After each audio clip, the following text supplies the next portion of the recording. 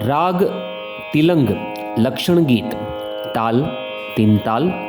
तीन ताल की 9 नंबर की मात्रा से स्थाई और अंतरे की भी शुरुआत 9 नंबर की मात्रा यानी खाली की मात्रा से हो रही है।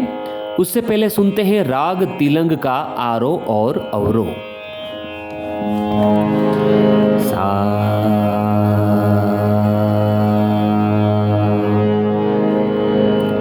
सा ग म प नी सा सा नी प म ग सा।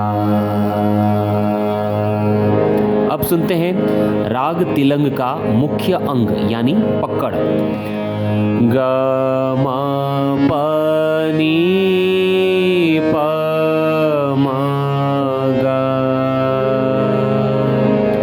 अब सुनते हैं राग तिलंग का लक्षण गीत